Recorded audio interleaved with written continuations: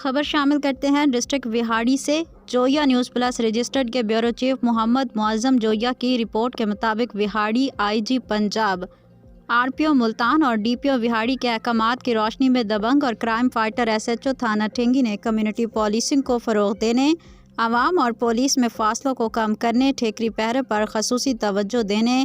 مشکوک کرایہ داران پر نظر رکھنے، علاقہ بھر سے منشیات فروشی جیسے مکروہ دھندے کے مکمل خاتمے، اسلحے کی ترسیل میں ملوث افراد کی نشاندہی کرنے اور علاقہ بھر سے جرائم کو کنٹرول کرنے کے سلسلے میں علاقہ بھر کے نمبرداران سے خصوصی میٹنگ کا اہتمام کیا گیا۔ ایس ایچ او تھانہ ٹھینگی محمد ممتاز قریشی کی جانب سے نمبرداران کو ڈی پی او وہاڑی آئی جی پنجاب اور آر پی او ملتان کی جانب سے کمیونٹی پولیسنگ کو فروغ دیتے ہوئے عوام اور پولیس میں فاصلوں کو کم کرنے کے سلسلے میں مشن کی تفصیلات فراہم کی گئیں۔ شرکا سے خطاب کرتے ہوئے ایس ایچ او محمد ممتاز قریشی کا کہنا تھا کہ اپنے ارد گرد مشکوک کرایہ داران پر نظر رکھیں،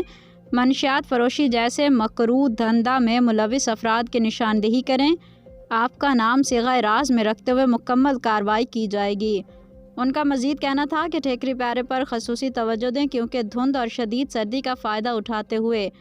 مال مویشی چور ان دنوں میں زیادہ متحرک ہوتے ہیں۔ انہوں نے کہا کہ نمبرداران آتش بازی اور ہوائی فائرنگ کرنے والے افراد کی نشاندہی کریں تاکہ فوری کارروائی کی جائے۔ ایک سوال کے جواب میں ایس ایچ او کا کہنا تھا کہ جب پولیس جاگتی ہے تو عوام سکون کی نیند سوتی ہے۔ علاقہ بھر کے افراد کے مال و جان کے تحفظ کی ذمہ داری اٹھائے ہوئے ہیں